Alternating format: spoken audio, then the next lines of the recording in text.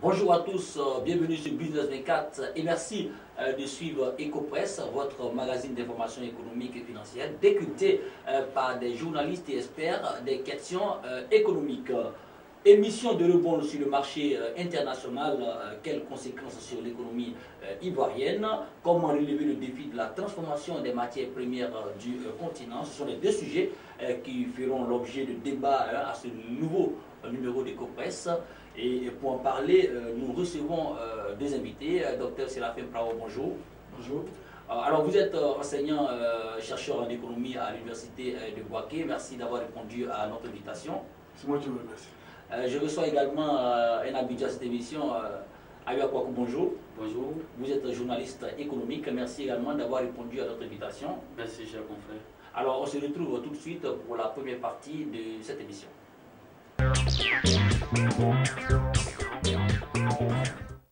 Alors, le gouvernement ivoirien a confirmé l'émission d'un quatrième Eurobond au mois de mars dernier, au mois de mars 2018. L'objectif, c'est de mobiliser environ 1100 milliards sur les marchés internationaux, sur les marchés des capitaux, tant à l'international qu'au niveau régional. On parlera de ressources effectivement mobilisées, on ne parlera pas de ressources effectivement mobilisées, mais on parlera plutôt, n'est-ce pas, des conséquences de ces opérations. Mais bien avant, Ayua Kwaku, on explique ce que c'est que le rebond. Le rebond, c'est le fait que l'État aille sur le marché international pour chercher de capter des moyens financiers, pour capter des financements, pour venir financer son économie. Donc, contrairement aux autres moyens financiers que l'État recherche au plan interne, dans le cas de l'Eurobond, ici, il s'agit pour l'État d'aller sur les marchés financiers internationaux, bien sûr, pour pouvoir avoir des financements. Cela parce que sa signature, la signature de l'État est acceptée par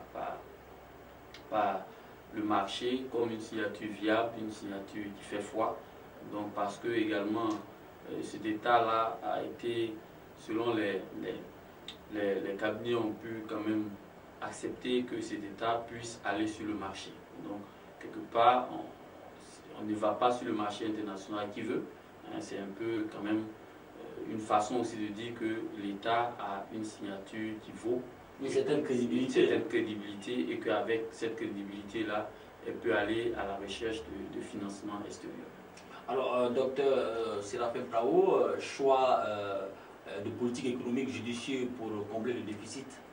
J'aimerais d'abord dire une chose avant de venir sur le choix. C'est de dire effectivement que le rebond, en fait, on appelle dans nos jargon d'économie une obligation internationale. Alors, l'obligation internationale fait partie effectivement des modes de financement que nous avons. Il y a des modes de financement internes, c'est-à-dire un État ou une entreprise pour mobiliser au niveau interne des fonds en émettant des titres. Et ces titres, effectivement, sont libellés en monnaie nationale, c'est-à-dire en CFA. Alors, dans le cas d'espèce, au niveau de l'obligation internationale qu'on appelle Eurobond, c'est que ça peut être une entreprise ou un État qui émet cette fois-ci une obligation, mais libellée en monnaie étrangère, pas en monnaie nationale. C'est le cas de notre président Ouattara qui cherche à mobiliser les fonds, mais ces fonds-là, cette fois-ci, en émettant des titres, mais ces titres sont libellés en monnaie étrangère. Soit en euros ou en dollars. Soit en euros ou en dollars ou en autre monnaie, mais le nom générique, comme on dit, c'est Eurobond ou obligation internationale. À côté de l'obligation internationale, il y a ce qu'on note aussi, ce qu'on appelle l'obligation étrangère. L'obligation étrangère, c'est une obligation, effectivement, qui est émise par une entreprise non résidente, mais cette fois-ci en monnaie nationale. C'est-à-dire, vous prenez l'exemple, par exemple, d'une entreprise étrangère en Côte d'Ivoire, comme UBA, hein, la banque, et la banque UBA émet, effectivement, mobilise des fonds en Côte d'Ivoire, mais ces fonds sont libellés en francs CFA. Cette obligation s'appelle obligation étrangère. Mais dans le cas d'espèce dont vous parlez, c'est une obligation internationale parce que le président Ouattara s'est à mobiliser des fonds en émettant des obligations, mais libellées soit en dollars ou en euros. Choix judicieux de politique économique. Hein, c'est un mode de financement à l'international. La question fondamentale à laquelle il faut que nous répondions, c'est de savoir est-ce que la propension à endetter le pays, est-ce qu'elle est bonne ou elle n'est pas bonne. Bon, il me semble qu'en 2014, le président Ouattara a déjà mobilisé 750 millions de dollars. En 2015, il a mobilisé 1 milliard de dollars. En 2017, il a mobilisé 1,25 milliard de dollars. Et cette année encore, il veut mobiliser, vous avez dit, à peu près 1000 milliards de dollars pour effectivement les dépenses de l'État. Donc, ce qui effectivement est à craindre, c'est la monnaie dans laquelle effectivement on s'endette. Lorsque vous vous endettez en monnaie étrangère, vous courez alors deux risques. Le premier, c'est ce qu'on appelle le risque d'échange. Le risque d'échange, puisque si par exemple le président s'endette en dollars, ça voudrait dire quoi? Ça voudrait dire que ceux qui ont bien voulu prêter, n'est-ce pas, à notre pays, ceux-là seront rémunérés en dollars. Or, le taux de change entre le dollar et le franc CFA est un taux de change flottant, est un taux de change qui fluctue, donc ce n'est pas un taux de change fixe. C'est-à-dire, effectivement, que si le dollar, par exemple, s'apprécie par rapport au dollar, c'est-à-dire si la valeur du dollar monte par rapport au franc CFA, ça veut dire que nous allons débourser beaucoup plus de francs CFA pour rembourser effectivement aux investisseurs. Donc vous voyez, quand vous ne maîtrisez pas vos finances et que vous ne maîtrisez pas non plus effectivement les montants que vous devez allouer au remboursement, vous voyez que c'est un risque. C'est la raison pour laquelle le président a dit, puisque c'est d'abord, ce n'est pas encore acté, il a dit, mais ce n'est pas encore fait, il a dit qu'il va effectivement émettre une bonne part effectivement de ses obligations en CFA, pour réduire, pour annuler, on va dire, le risque de change, et une autre part en euros ou en dollars. Donc voilà ce que j'ai pu dire dans un premier temps sur la volonté de notre président de nous endetter. Alors, ok, Abia Kouakou, on revient à vous. L'État de Côte d'Ivoire, comme plusieurs États africains, on a des besoins au niveau de la population, des besoins d'infrastructures, on a des programmes nationaux. Des programmes nationaux de développement qu'on doit financer. Les ressources internes ne nous permettent pas de mobiliser ces fonds, donc aller à l'international, c'est quand même judicieux. Oui, sur le principe, on ne peut pas dire qu'aller à l'international est mauvais. Parce que lorsque une économie se développe, cette économie ne peut s'appuyer que sur ses ressources internes. Aujourd'hui, la Côte d'Ivoire veut construire de grandes infrastructures. La Côte d'Ivoire, par exemple, veut réaliser le métro d'Abidjan. On ne peut pas avoir cet argent ici. Donc, on peut aller sur le marché international. Tout est dans la manière, lorsqu'on capte ces ressources-là, comment est-ce qu'on les gère. Vous avez vu que dans le dernier rapport de la Banque mondiale, on dit qu'il faut une efficience de la dette. C'est-à-dire qu'il faut que la dette qu'on contracte, il faut que cette dette-là serve à quelque chose. Il faut que cette dette puisse être remboursée. C'est pourquoi il y a un comité de dette, c'est pourquoi on contrôle la dette, pour que l'argent qu'on va capter sur les marchés internationaux, cet argent puisse servir réellement à ce à quoi on a besoin et qu'au besoin même, on puisse financer les dettes avec ce qu'on fait. Donc, ce n'est pas a priori, on ne peut pas dire à un État, il ne faut pas aller sur les marchés internationaux. Même, il faut y aller parce qu'on a des besoins importants de développement. Il nous faut construire des routes, il nous faut construire des hôpitaux, il faut construire encore des universités. On a beaucoup de besoins. Maintenant, est-ce que ça se fait conformément à notre capacité? Est-ce que c'est utile? Est-ce que lorsqu'on capte cet argent, est-ce qu'on l'utilise à bon escient? C'est cela la question.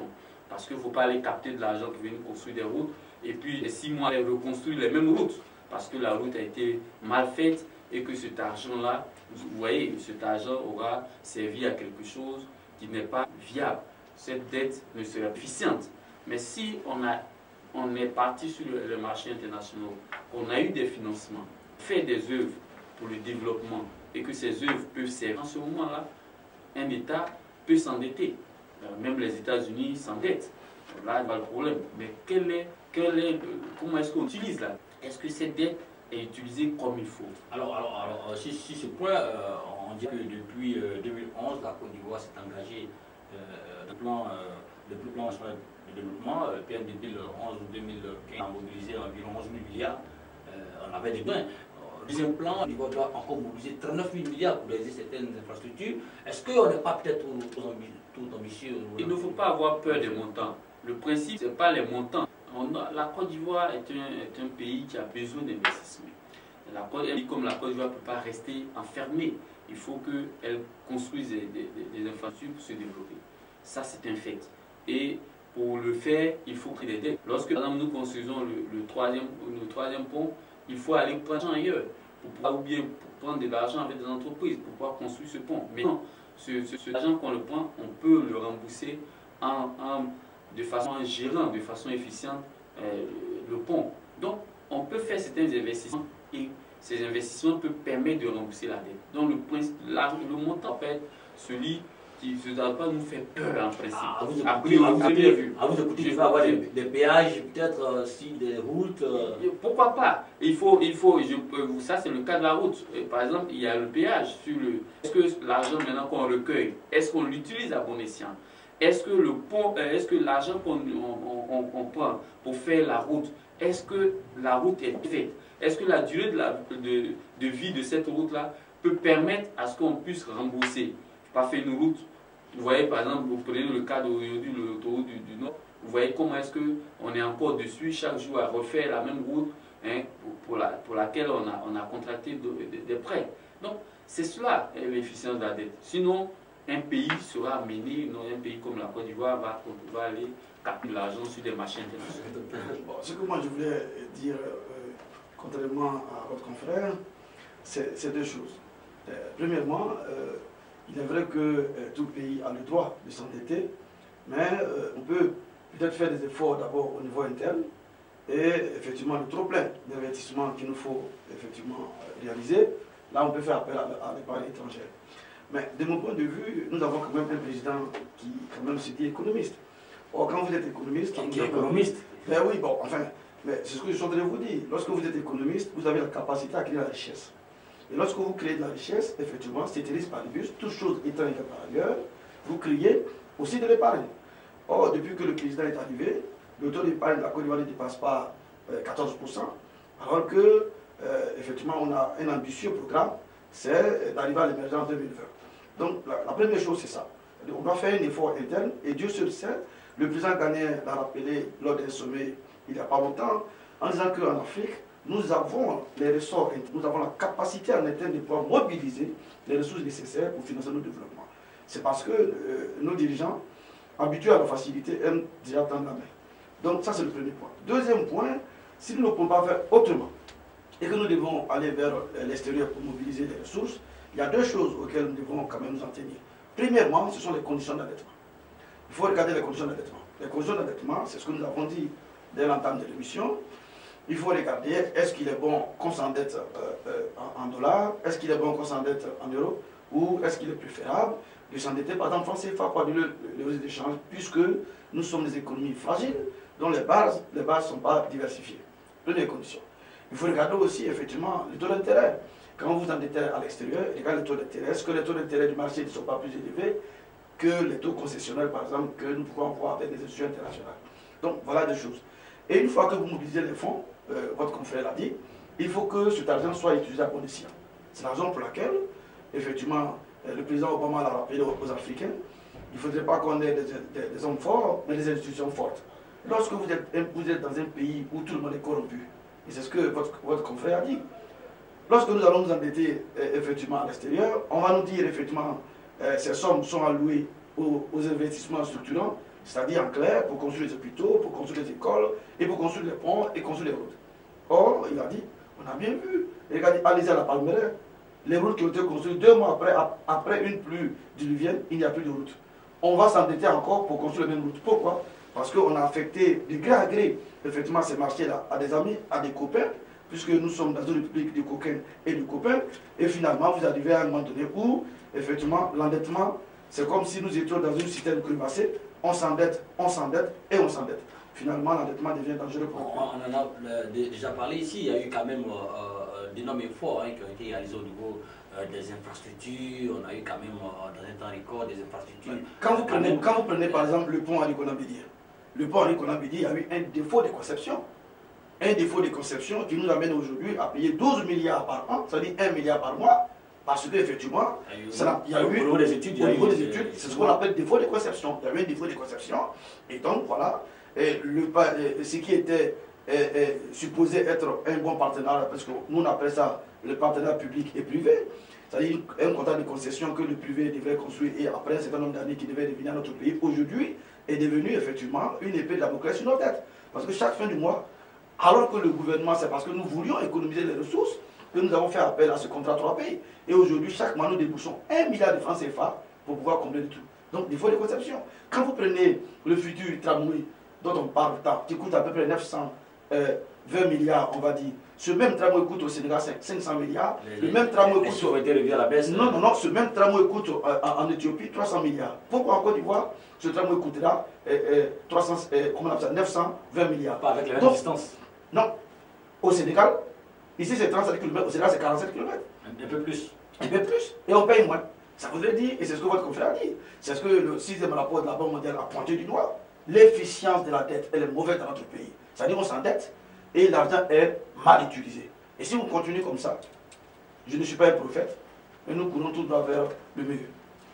Alors, on espère qu'on va aller tout droit vers le but, dans la mesure où on a quand même des infrastructures depuis 4 ou 5 ans qui ont permis au pays d'avoir nos visages.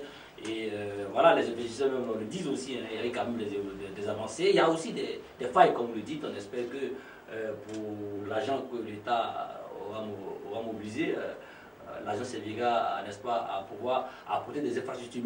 J'en parlais tout à l'heure à Ouagadougou, 39 000 milliards, il y a beaucoup d'infrastructures à développer en Côte d'Ivoire. Il y a encore du chemin à faire au niveau de nos États, dans la mesure où les années de crise, par exemple au niveau de la Côte d'Ivoire et pour certains pays, il n'y a pas eu d'infrastructure. Est-ce que ce n'est pas aussi judicieux de continuer encore à pouvoir investir au niveau des infrastructures pour créer déjà les bases de développement, surtout quand on dit, tout le monde le sait, les infrastructures, j'allais dire les routes précèdent le développement. Tout à fait. Vous avez vu que même aux États-Unis, le président actuel a battu sa campagne sur ce fait-là. Il faut reconstruire des routes, faire des grandes infrastructures, parce que c'est la réalisation de ces infrastructures-là qui peut créer, créer la richesse, permettre de tirer le développement. Donc, ce n'est pas mauvais de réaliser des infrastructures. Un pays comme la Côte d'Ivoire a besoin de grosses infrastructures. C'est vrai que Dr Pawa a dit qu'il faut mobiliser en interne. Oui, effectivement, il faut améliorer ses capacités en interne, il faut élargir notre assiette fiscale, il faut faire beaucoup d'autres choses. À ce niveau, l'État est en train de renforcer les moyens. Bon, on a vu la grogne au niveau du secteur privé. Je ne dirais pas que tout ce qui a été fait, il faut le faire de façon efficiente toujours, mais même quand si on mobilise en interne, forcément, on ira sur les marchés internationaux. Maintenant, il faut y aller, peut-être pas à pas, il faut y aller de façon à ne pas faire en sorte que notre dette s'accroît, mais les autorités disent qu'il y a un comité de la dette, dans ce comité siègent les bailleurs de fonds et que la dette est contrôlée. Donc nous, on espère bien que la dette est contrôlée et qu'aujourd'hui, c'est vrai, on a 42%, 42,6% d'endettement. C'est ce qui est officiellement. Officiellement. Oui. Et donc, si le chiffre officiel est le bon, je pense qu'il n'y a pas encore à trop s'alarmer. Mais il faut se dire que les investissements à venir, il y a encore d'importants investissements à faire. Il faut pouvoir le faire et bien le faire. Il faut pouvoir bien les réaliser. Il faut que les études réussissent. Il faut que ce soit des investissements qui profitent à la population. En ce moment-là, la dette pourra, même si on s'est endetté pour pouvoir réaliser ces investissements, en ce moment, ce sont des investissements judicieux. Ce sont des investissements qui peuvent impulser le développement. Un pays a besoin de se développer et un pays, pour se développer, a besoin de créer des infrastructures. On est d'accord que les infrastructures quand même sont quand même importantes. Alors au niveau de la dette toujours, hein, on en a parlé tout à l'heure, mais une bonne partie de la dette contractée à l'international se fait sur notre marché régional, sous-régional, j'allais dire la bourse régionale des valeurs mobilières, une bonne partie. Alors c'est quand même une bonne chose que, n'est-ce pas, nos États mobilisent des fonds au niveau de notre, en parenthèse, temple du capitalisme au niveau de l'UEMOA. Non, plutôt, il faut dire que les fonds qu'on mobilise, c'est plutôt à l'extérieur, c'est sur les marchés internationaux. C'est dans les grands pays qu'on mobilise plus on va chercher des financements. Au plan sous-régional, les taux sont faibles, hein, les taux sont marginaux. Il faut que, justement, c'est tout cela que nous devons améliorer. Hein, si nos États veulent se développer, il faut que le commerce intra-régional se développe, il faut qu'on puisse capter la richesse en notre sein. Mais si cette richesse n'existe pas encore, si nos économies restent encore fragiles. La Côte d'Ivoire travaille, le trésor public mobilise des fonds au niveau des Bien sûr, on mobilise des fonds même en interne, mais ces investissements restent, ces mobilisations restent encore faibles. Pourquoi? Parce que nos économies restent encore des économies qui dépendent de la vente de nos matières premières à l'état brut. Vous voyez qu'aujourd'hui, si la Côte d'Ivoire va encore sur le marché international, c'est parce qu'elle veut plus de 1000 milliards sur le marché international, c'est parce que le prix du cacao a baissé. Et c'est parce que, encore, nous avons utilisé certains de nos moyens à payer des soldats qui se soulèvent par-ci, par-là. Donc, vous voyez que lorsque l'État n'est pas solide, lorsque l'État n'a pas les bases pour que son économie se développe, cet État-là est tout le temps tourné vers les marchés financiers. Que ce soit en interne, que ce soit à l'extérieur, nous allons toujours courir vers les marchés financiers. Aujourd'hui, le cacao, le prix ne fait que chuter. Or, c'est notre principale source de richesse et de devises. Donc, vous comprenez que nous allons continuer toujours à nous endetter. Alors, Dr Plao, au niveau toujours de la dette, le directeur des opérations de la Banque mondiale de la Côte d'Ivoire disait il n'y a pas longtemps que la Côte d'Ivoire fait partie des bons élèves. Notre dette est légèrement du seuil de la norme internationale qui est de 49%. Donc, la marge est quand même... Vous parlez du dernier rapport ou pas? Parce que le dernier rapport, à mon humble avis, ne dit pas cela. Le dernier rapport dit ceci. Le dernier rapport dit qu'il y a un risque de surendettement si on incorpore l'endettement des entreprises publiques. Mais si on défalque l'endettement des entreprises publiques, alors il n'y a pas de risque. Or, vous parlez d'entreprise publique. Une entreprise publique, c'est une entreprise effectivement qui est du domaine de l'État. Donc la dette de l'entreprise publique, c'est l'État de Côte d'Ivoire qui doit payer. Donc il faut forcément incorporer la dette des entreprises publiques. Mais même avec ça, on tourne autour des 49. Non, le comité de viabilité qui a été mis effectivement en place depuis 2014 à des conseils entre le FMI et les autorités ivoiriennes a effectivement culminé, a fixé un taux de 49%. Alors, contrairement à ce qu'on dit, oui, dans la zone UOMOA, on a fixé un taux de 70%. Les 70% n'ont même pas été calculés de façon réfléchie. C'est la raison pour laquelle, d'ailleurs, le FMI a dit non, ne regardez pas les 70%, mais regardez bien un chiffre un peu inférieur. Parce que vos économies sont très fragiles, ne vous considérez pas comme des grandes économies. Donc, nous sommes venus à la réalité au 49%. Même avec le 49%, je préfère, moi, économiste, utiliser les chiffres de la COFAS. La COFAS est une compagnie effectivement française qui s'occupe effectivement des exportateurs français et par la même occasion qui travaille sur le risque pays. Alors en fixant effectivement la notation des pays, la COFAS a dit l'année dernière que le taux d'endettement de la Côte d'Ivoire oscille entre 47 et 48. Nous ne sommes pas, c'est vrai, nous ne sommes pas encore arrivés à 49, mais vous voyez que le petit point, il suffit seulement d'un petit point pour que nous atteignions les 49%. C'est la raison pour laquelle nous nous inquiétons. Le trésor, on en a parlé à 48,1. Voilà, c'est la raison pour laquelle non, il faut qu'on donne aux Ivoiriens et au monde entier les vrais chiffres. Il y a des Ivoiriens qui nous écoutent, et ils s'inquiètent, et ils ont raison de s'inquiéter parce qu'il s'agit de notre pays. Qui est-ce qui va rembourser les dettes que M. Ouattara prend aujourd'hui?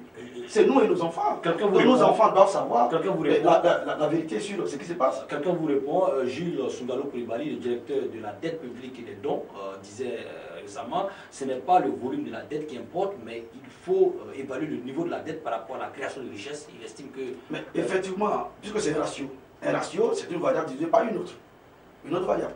Alors donc, en l'occurrence, ce que votre expert n'a pas dit, c'est que là même, il y a même vice de procédure, il y a même un défaut théorique. Pourquoi? Parce que la dette est un stock, or la richesse est un flux. Il y a un problème. On ne divise jamais les carottes contre les choux. Jamais, ça ne se fait jamais. C'est un problème même. Nous sommes enseignants en économie, et donc c'est pourquoi nous ne regardons pas, nous ne considérons pas tous ces ratios. Fondamentalement, il faut s'inquiéter pourquoi. Et votre confrère AUA l'a dit tantôt, il a dit, regardez les bases de notre pays. Vous êtes une économie extravertie, qui tire l'essentiel de ses ressources du binôme café et cacao. Et il vous a dit, il ne faudrait pas que cela passe comme une lettre à la poste. Il vous a dit que nous perdons là plus de 35% du prix du cacao à l'international. L'année dernière, lorsque le prix du cacao a baissé, le président Ouattara lui-même, il a reconnu que nous avons perdu 400 milliards de francs CFA sur le budget. C'est ce qui l'a poussé à aller sur les marchés internationaux. Quand vous avez une telle économie, votre endettement doit être un endettement prudent. Vous devez avoir un peu de parcimonie, un peu de sagesse dans votre élan à endetter le pays. C'est là notre problème. Même si les institutions internationales ont reconnu après que notre économie a fait preuve de résilience, n'est-ce pas? Bien sûr, mais nous restons toujours des économies fragiles parce que nous n'arrivons pas à transformer nos matières premières, nous continuons toujours de vendre au brut, que ce soit le cacao, l'anacarde, et donc nos économies restent toujours dépendantes de l'extérieur. Nous ne maîtrisons pas la commercialisation de nos produits, donc ce n'est pas nous qui décidons, et donc à tout moment, nos économies, il faut le reconnaître, peuvent toujours subir des chocs extérieurs qui peuvent avoir des effets sur le quotidien de nos populations. Alors récemment, très rapidement, que faire pour éviter, n'est-ce pas, d'aller, pour la fusion d'aller sur le marché? Il faut regarder en interne, il y a beaucoup de possibilités. Que faire? L'État a pris des mesures pour renforcer, n'est-ce pas, pour renforcer les caisses en prenant des mesures pour l'année fiscale. Là, il a grogne. Il y a, vous savez, aujourd'hui, je ne sais pas, notre président, il y a ce qu'on appelle aujourd'hui en économie les modes de financement innovants. Alors, au niveau des modes de financement innovants, vous avez d'abord, premièrement, les 3P, le partenariat public et privé. Le Nigeria en est le premier en Afrique subsaharienne, après le Maroc, l'Afrique du Sud et l'Égypte. La Côte d'Ivoire. La Côte d'Ivoire, nous sommes encore à la traîne, et c'est mal ficelé. Il faut que les 3P soient bien ficelés. Parce que si les 3P, ce sont les 3P, effectivement, les partenaires publics-privés qui ont, effectivement, en sécurité, pour ne pas dire engendrer le troisième pont. C'est-à-dire, vous concédez la fourniture d'un investissement, pour ne pas dire une infrastructure, au privé, et à partir d'un certain nombre d'années, effectivement, ça vous revient. Donc, c'est un mode de financement. Deuxième mode de financement, il faut regarder vers ce qu'on appelle les obligations diaspora. C'est des choses qu'on ne regarde pas. Vous prenez un pays comme la Tunisie, vous prenez un pays comme le Kenya, vous prenez un pays comme le Nigeria, vous prenez un pays comme le Maroc. Voilà des économies qui comptent énormément sur la diaspora. Nous minimisons la diaspora. Même un pont, le pont peut être construit. Il suffit seulement des obligations. En disant, si moi je dois faire ce que je dois faire, je mets des obligations. J'envoie mes ministres à l'extérieur. Je dis, allez-y partout en Europe. Là où se trouve un Ivoirien, dites-leur qu'ils ont assez investi en Europe, ils ont assez investi à l'extérieur. Le moment est venu pour qu'ils montrent leur patriotisme économique. Il suffit qu'ils souscrivent seulement à une obligation et l'argent que nous allons récolter, ça permettra de construire des routes. Je vous jure, M. Paul Kwame, tout le monde va souscrire à cette obligation. Troisième mode de financement innovant, c'est la lutte contre l'enrichissement illicite. C'est pas moi qui le dis, c'est la Banque mondiale qui nous donne ces modes de financement illicite. En Côte d'Ivoire, encore, nous perdons 250 milliards par an sur la corruption. J'oublie même encore, et plus. Nous oublions même encore l'argent qui est rapatrié, effectivement, de nos compatriotes qui sont rapatriés, ces sous qui sont rapatriés à l'extérieur. Tout récemment, le président de Haïti, qu'est-ce qu'il a demandé? Il a demandé à ce que ses compatriotes qui ont effectivement logé leur fortune à l'extérieur rapatrient leur argent pour construire leur pays. Voyez-vous, voilà des modes de financement.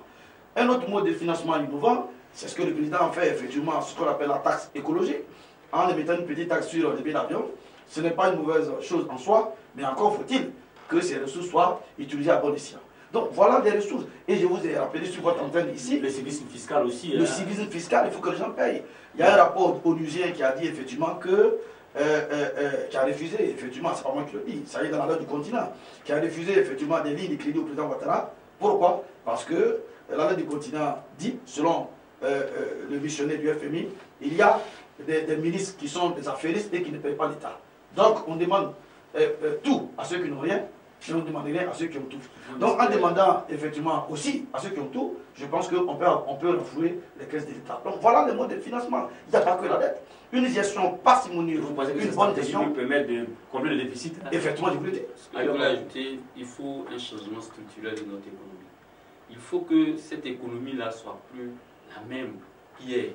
Nous ne pourrons pas en 2018 être en train on a une économie comme si nous étions en 1960.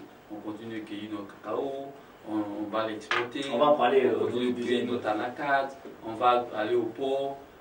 Lorsque nous ne pourrons pas changer la structure de nos économies, nous serons foncièrement dépendants de l'extérieur et donc des chocs extérieurs. Lorsque nous serons dépendants des prix du pétrole à l'extérieur, en ce moment-là, nos économies seront toujours là à s'endetter. Donc, fondamentalement, il faut changer la structure de nos économies. Parce que pour moi, une fois qu'on va y parvenir, en ce moment-là, on sera des économies modernes, on pourra moins s'endetter et on pourra construire des économies fortes profitables à nos populations. Alors merci d'avoir donné votre point de vue sur le premier thème. Je rappelle pour nos téléspectateurs que nous parlions de l'eurobond. La Côte d'Ivoire recherche des fonds pour financer, n'est-ce pas, son deuxième plan national de développement qui quand même demande à mobiliser 39 000 milliards pour des projets structurants, et on espère que ces fonds-là permettront, n'est-ce pas, au pays de pouvoir aller dans la dynamique de l'émergence. On se retrouve tout à l'heure pour la deuxième partie de cette émission. Alors, retour aussi sur le plateau, pour le second sujet, nous parlons de la transformation de nos matières premières. On le dit depuis des années, la transformation des matières premières des pays, n'est-ce pas, africains est une voie royale vers le développement. Les gouvernements africains font l'apologie de cette thèse depuis des années, mais sur le terrain, en réalité, très peu de nos matières premières sont transformées sur le continent. Alors, docteur Prao, quel regard jetez-vous sur la question de la transformation des matières premières de nos pays? Il faut dire qu'en Afrique, en général, nous transformons peu, effectivement, nos ressources naturelles, que ce soit les ressources minières ou les ressources agricoles. Le taux de transformation est très faible. Pour le cacao, par exemple, en Côte d'Ivoire, nous transformons à peu près 30% de notre cacao au niveau local. Vous prenez dans la cadre où nous sommes premiers au niveau mondial, nous transformons à peine 10%, alors que l'Inde, qui est classée deuxième au niveau mondial, transforme la quasi-totalité, pour ne pas dire la totalité de la production sur le marché local. Alors que nous avons un potentiel vraiment insoupçonné des ressources en Côte d'Ivoire. C'est vraiment dommage que nous en Afrique en général. Quand vous prenez par exemple l'or, nous avons à peu près 600 tonnes d'or dans notre pays. Vous prenez le potentiel de fer, il culmine à 2,7 milliards de tonnes de fer. Vous prenez le nickel, nous sommes à 298 millions de tonnes. Le bauxite, nous sommes à 1,2 milliard de tonnes. Le manganèse, vous êtes à 7,1 millions de tonnes. Le diamant, nous sommes à 10 millions de carats. Vous voyez que nous sommes vachement riches. Et quand vous prenez même le palmier à huile, là encore nous avons un potentiel. Vous prenez la cola, nous sommes premiers au monde, alors qu'on utilise la cola pour fabriquer ce que vous savez, Coca-Cola. Donc vous voyez, la Côte d'Ivoire regorge d'énormes potentialités qu'on n'arrive pas à transformer sur le terrain. À Yapakou, il est important aujourd'hui de passer à cette étape-là au développement. Mais c'est ce qu'il nous faut, chers confrères, pour que nous puissions aller au développement. Vous voyez que, comme l'a dit le Dr Paro tout à l'heure, 30% seulement de notre café-cacao que nous transformons. Vous voyez qu'actuellement, le port est engorgé et il y a des problèmes au niveau de la commercialisation du café. Pourquoi? Parce que tout ça, nous devons mettre dans des entrepôts, nous devons trouver des exportateurs, nous devons mettre dans des bateaux.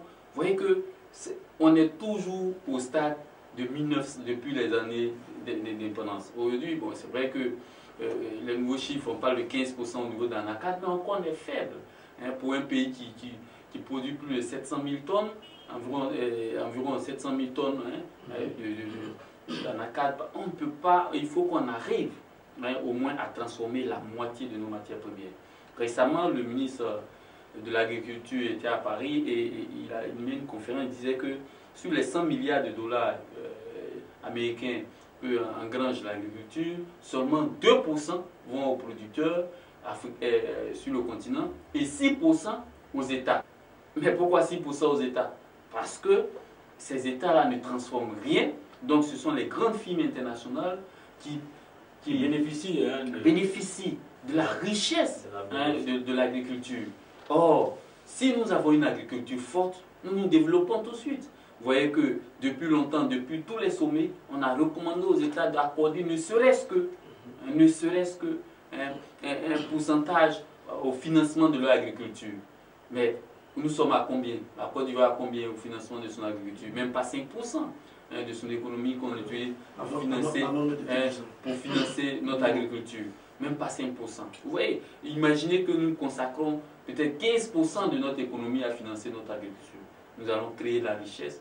Nous reconnaissons tous ici que tout le secteur où il y a plus d'emplois, c'est le secteur agricole. Mais c'est là que nous finançons moins. Donc nous restons toujours dans le secteur, dans dans les pratiques anciennes, on continue d'exhorter nos jeunes à retourner à la terre, mais avec la daba, avec des bottes, avec la machette.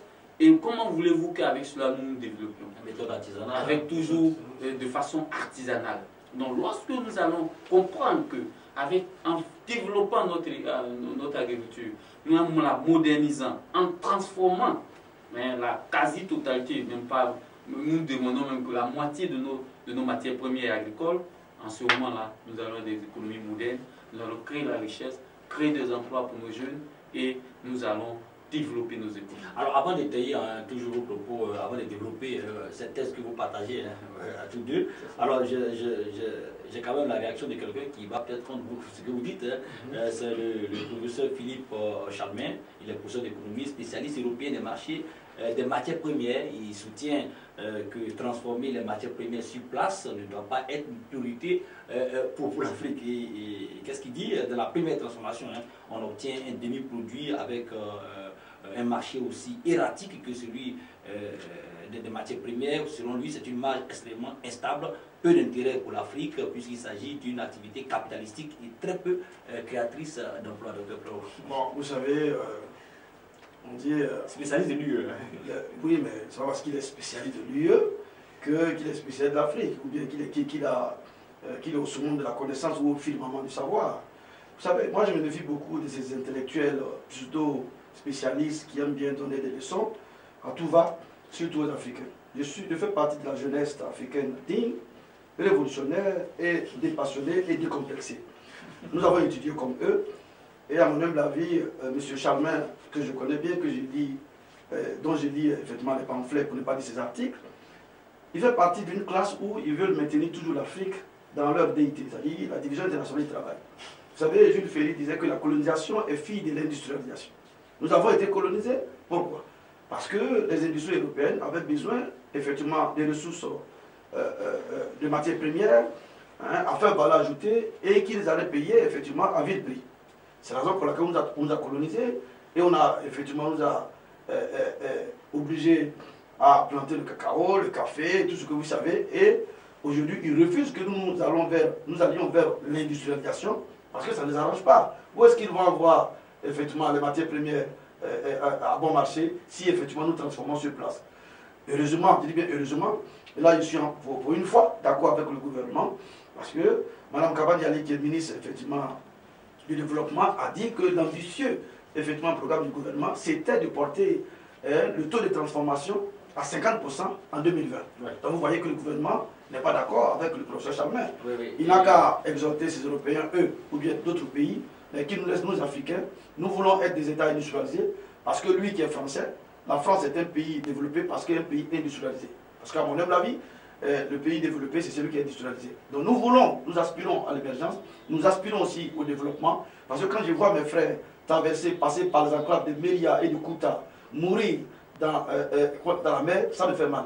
Je veux que l'Afrique se développe pour que les Africains restent chez eux. Et à ce titre, j'encourage le gouvernement à effectivement, non seulement débourser un peu plus d'efforts, il y a des pistes de solutions que nous allons effectivement donner sur ce plateau pour que nous allions effectivement, que nous augmentions effectivement le taux de transformation. Ailleurs, votre avis sur la thèse Non, moi, il n'y a pas lieu de débat d'une telle affirmation parce qu'elle n'est pas une bonne affirmation. Le constat est là. Des années après les indépendances, nos économies restent fragiles. Est-ce que nous allons demeurer dans le même, dans le même moule? Est-ce que nous allons demeurer dans la même façon de faire pour rester toujours fragile, ou il faut changer les choses? Tout le monde est unanime pour dire que nous devons aller à l'industrialisation parce qu'il faut créer des entreprises dans nos régions, il faut créer des usines dans nos régions et cela crée de l'emploi. Et s'il y a des emplois, il y a la richesse. Et s'il y a la richesse, alors le pays se développe. Donc ça, pour moi, on n'a même pas besoin de débattre parce qu'ils ne connaissent pas les réalités africaines. Vous savez que beaucoup se disent experts africains, mais la réalité est que c'est nous qui sommes là, c'est nous qui vivons, c'est nous qui connaissons nos régions, c'est nous qui connaissons les besoins de nos populations. Alors je reste avec vous, le docteur Prao en parlait tout à l'heure. Le gouvernement ivoirien a baptisé l'année 2018 année de la transformation locale des matières premières et le gouvernement prévoit la mise en œuvre du projet d'appui à la compétitivité de l'ANACAD, dont la capacité de transformation est passée de 50 000 à 100 000 tonnes. Afin de porter le taux, devrait passer de 50 000 à 100 000 tonnes, afin de porter, n'est-ce pas, le taux de transformation des matières premières à 50% à l'horizon 2020, contre 10% actuellement. Alors, cette volonté du gouvernement montre quand même que les pays africains sont résolument tournés vers la transformation. Bien sûr, les pays africains, la Côte d'Ivoire a affiché ses ambitions de parvenir à la transformation, comme l'a dit le docteur tout à l'heure, parvenir à transformer au moins 50% de son café cacao, parvenir au départ, l'ANACAD, on parlait même de 50% également, mais là, nous sommes encore loin. Mais les ambitions sont toujours affichées. Mais après, lorsqu'on fait les bilans, on reste toujours en arrière.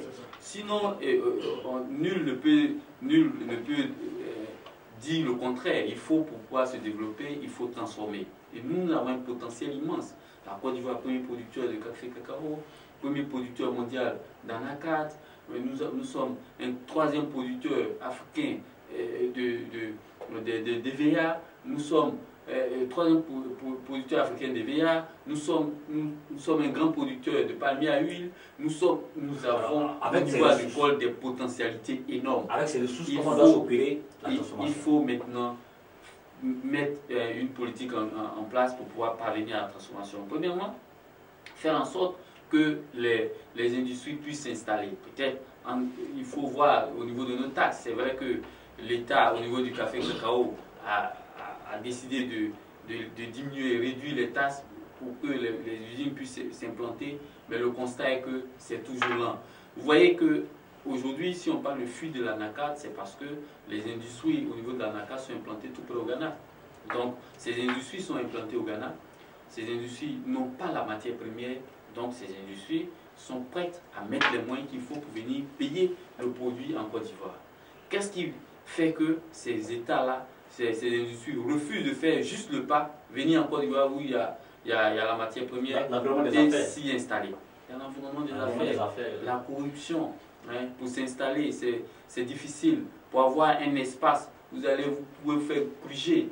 Donc, il y a toute une panoplie d'actions à faire. C'est vrai que notre environnement des affaires, chaque fois, nous répétons que elle s'améliore, mais de nombreux obstacles demeurent, notamment le titre foncier. Vous voyez que sur le foncier, rien que ça pose problème pour certains pour investir. Et donc, il faut prendre des actions, il faut prendre des mesures vigoureuses au niveau du foncier, au niveau des impôts. Les entreprises continuent de dire qu'elles payent trop d'impôts. L'État sort ses chiffres pour dire que les impôts ne sont pas élevés, mais celui qui paye dit que c'est élevé.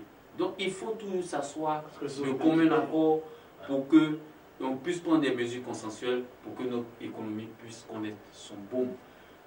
Notre premier président l'a dit, au départ il fallait travailler. Nos dévanciers ont travaillé. Nous sommes à l'ère maintenant où ils ont mis des cadres, des gens à l'école. Il faut parvenir à l'industrialisation. Il faut qu'on puisse transformer. Où sont ces cadres? Que font-ils? Est-ce qu'ils vont rester toujours dans nos écoles? Il faut passer à la phase pratique. On a construit, à Yamsoko, on a construit une école pour que des étudiants puissent apprendre à faire des ponts. Que sont devenus ces étudiants? Où sont-ils? Où sont nos cadres? Il faut chercher ce qu'il faut. Il faut transformer. Il faut mettre en œuvre les connaissances maintenant. Alors, vous quittez la phase de la théorie. Docteur Prao, je viens à vous. Abia Kwaku dit quelque chose de très important. Les entreprises sont au Ghana. Est-ce qu'on va encore compter sur les IDE, les investissements directs étrangers, pour passer à la phase de transformation? Est-ce que des compétences locales, des compétences nationales... Effectivement, il y a une volonté politique, effectivement, et aussi de politique économique à mettre en place. Et de changement même de valeur. Alors, vous savez, nous sommes... enfin, on a une bonne capacité de production au niveau du palmier à huile. Nous sommes à peu près à 210,574 hectares de palmier à huile. Mais comment est-ce que nous sommes arrivés à transformer localement toutes ces productions? C'est parce qu'il y a l'huile du Nord, il y a l'huile Aya, et quasiment toute la production, effectivement, est transformée localement.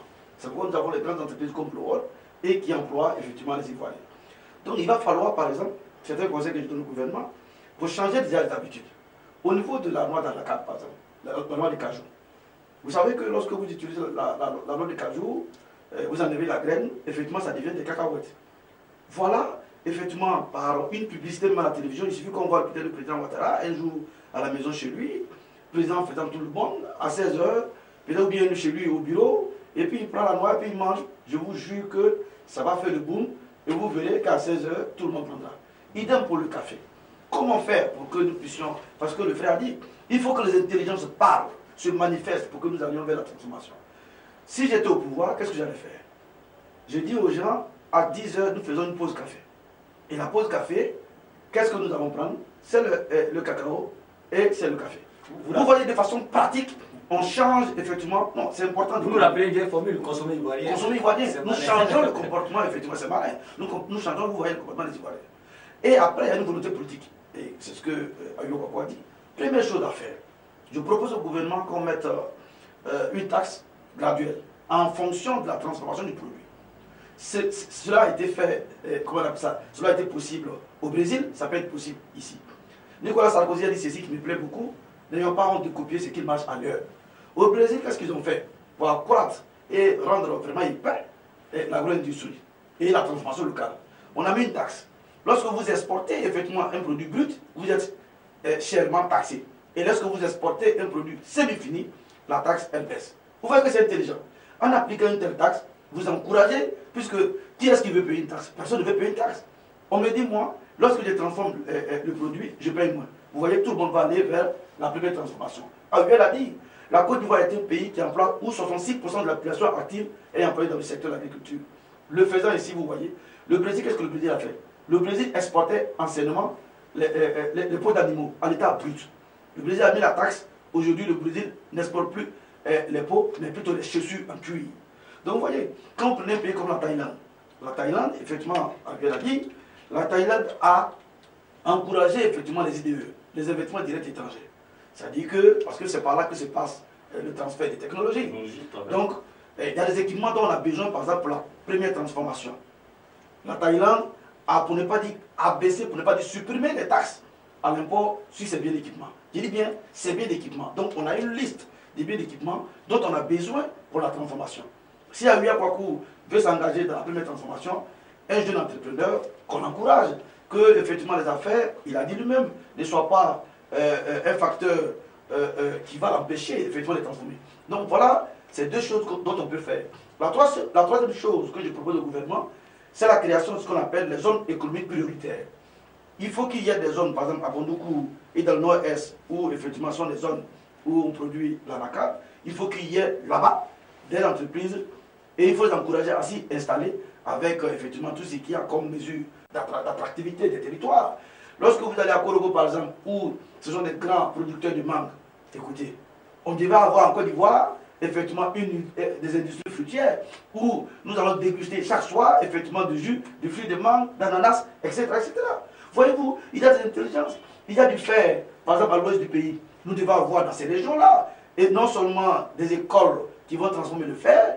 Ayo a dit, il faut que, après des années de dépendance, je pense que Fouboy a dit, j'envoie mes enfants à l'école, le moment est arrivé où l'intelligentsia, effectivement, ivoirienne, doit effectivement transformer l'essai pour qu'une fois, l'Inde n'est pas un pays quand même miracle. Je vous ai dit que l'Inde transforme la totalité de la production. Or, l'Inde est deuxième producteur mondial et nous sommes premiers. Nous pouvons faire pareil. Dans le cadre. Dans le cadre, je veux dire, on peut faire pareil. Alors, je constate que vous revenez tous deux sur la valorisation de nos ressources humaines. Hein. Oui, effectivement.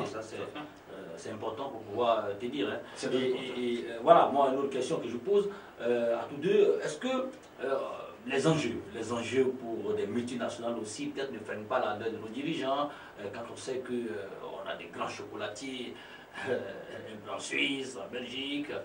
Non, moi je pense qu'en toute chose, comme on fait en marketing, c'est d'abord qu'est-ce qu'on gagne et qu'est-ce qu'on perd. Alors je pense que ce qu'on perd, c'est la pression des multinationales, nous savons. Mais qu'est-ce que nous gagnons si nous allons à la transformation? La première chose, nous économisons les guerres. Vous voyez, le citoyen médian n'y voit pas. Pourquoi nous économisons les guerres? Puisque c'est autour, effectivement, du secteur café-cacao que la guerre s'est créée. Quand vous remarquez bien, quand la rébellion a été créée, qu'est-ce qui a financé la rébellion? C'est bien le café, le trafic du café et du cacao. Ces majors-là qui veulent s'emparer de notre pays, une fois que nous allons aller à la semi-transformation, et que ces majors vont voir que leurs intérêts diminuent, la Côte d'Ivoire ne sera plus le terreau du terrorisme. La Côte d'Ivoire ne sera plus le terreau de ces guerres, effectivement, fabriquées, qui nous retardent. Ça, c'est la première chose au niveau politique. Deuxième chose, à mon humble avis, qui surpasse effectivement les peurs, c'est qu'en allant vers la transformation, nous créons des emplois. Or, aujourd'hui, la Banque mondiale a dit le chômage en Côte d'Ivoire est une pomme à retardement. Si nous ne voulons pas que nos jeunes soient à la merci, effectivement, des djihadistes, soient à la merci, effectivement, de toutes ces mauvaises choses qui arrivent dans notre pays, il va falloir qu'on aille, effectivement, à la transformation en créant des emplois possibles. Troisièmement, en allant à la transformation, voyez-vous, nous réduisons, nous exposons moins notre pays au mouvement erratique du marché. Nous avons dit que notre pays compte essentiellement sur le binôme café-cacao. Et ces produits bruts, effectivement, connaissent, effectivement, les prix varient, pour ainsi dire, sur le marché international, et cela impacte dans le mauvais sens. On dépend de l'appétit des consommateurs. Au niveau des Chinois. Des Chinois surtout. Or là, en transformant, vous voyez, nous diminuons un peu notre vulnérabilité au marché international. Et quatrièmement, en allant vers la transformation, nous diversifions ainsi les bases de notre économie, comme le Brésil l'a fait. Aujourd'hui, le Brésil est une économie championne, effectivement, dans l'agroalimentaire, parce que le Brésil a compris ce que nous comprenons aujourd'hui et dont nous souhaitons que le gouvernement fasse. À leur parcours, comme il a dit, les enjeux sont énormes. Il y a aussi les importateurs qui, quand même... J'ai l'habitude de dire que nous ne devons pas chaque fois aller voir nos problèmes en accusant l'extérieur. C'est vrai que nous n'est pas naïf. Le monde, c'est un monde d'intérêt, qu'il y a des grandes firmes, il y a des enjeux. Il faut analyser le mais monde. Commençons d'abord par les petites choses. Aujourd'hui, c'est vrai, même avant d'arriver au cacao, mais écoutez, nous, depuis des années, nous cultivons l'igname. On ne peut même pas conserver l'igname pendant une petite période. Nous avons la banane. On ne peut pas conserver la banane pendant une petite période. Actuellement, si vous allez au marché, vous verrez que la banane coûte cher ces temps-ci, parce que nous sommes dans une période où il pleut moins. Donc il n'y a pas de produits. Vous voyez que, au moins, même si avant d'arriver aux films internationaux pour dire que bon, elles nous attaquent, mais au moins les films internationaux n'ont pas dit pourquoi est-ce qu'on conserve la banane et puis après on remet sur le marché. Pourquoi on ne produit pas à contre-saison aussi? Pourquoi on ne produit pas à contre-saison? Et pourquoi est-ce qu'on ne peut pas conserver ça pendant une petite période et puis après remettre sur le marché pour tout payer moins cher? Donc vous voyez que faisons d'abord les petites choses. Nous n'arrivons même pas à faire ces petites choses et nous sommes toujours là à dire que c'est... Voilà, des gens sont à l'extérieur, ce sont ces gens-là qui constituent nos problèmes. Non, nos problèmes, c'est nous-mêmes. Que faisons-nous des jeunes que nous mettons, que nous avons inscrits dans les universités? Nous restons toujours dans la théorie. Il n'y a pas de champ-école, il n'y a pas... On ne donne pas la possibilité à ceux qui ont appris de pouvoir s'installer et on est toujours là. On dit, bon, quelqu'un qui a fait des études, qui a appris des choses, on lui dit, bon, il faut y retourner à la terre parce que tu n'as pas de travail. Donc, évidemment, on va toujours rester là à attendre que les gens puissent commencer par la petite transformation. Transformons d'abord, commençons à transformer pour conserver la banane. Commençons à transformer pour conserver la teke. Commençons à transformer pour conserver l'igname. Ça, c'est pour notre propre consommation. Ensuite, on va commencer à faire la première transformation au niveau du cacao. Aucune firme ne va venir nous arrêter. On va commencer à transformer pour la première transformation au niveau de l'anacarde. Personne ne viendra contre nous. La cola, personne ne viendra nous empêcher. Vraiment, il y a une marge. Et cette marge, nous devons l'utiliser pour que nos pays se développent. Ça, c'est de notre responsabilité. Alors, merci à mes deux invités d'avoir échangé avec nous sur deux sujets passionnants. Nous avons échangé, n'est-ce pas, au cours de cette émission sur la question de l'endettement ivoirien.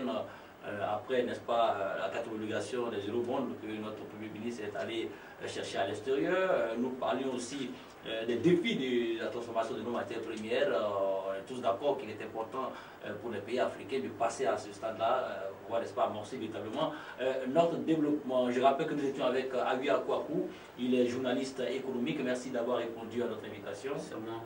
On espère vous revoir pour d'autres émissions d'EcoPresse. Nous étions aussi avec le docteur Sirafé Yao Prao, il est enseignant-chercheur en économie à l'université Alassane Ouattara de Bouaké. Merci aussi d'avoir répondu à notre invitation. C'est moi qui vous remercie. Alors, quant à vous, téléspectateurs, on se donne rendez-vous pour une autre émission d'EcoPresse. Bonne suite de programme sur Business Week.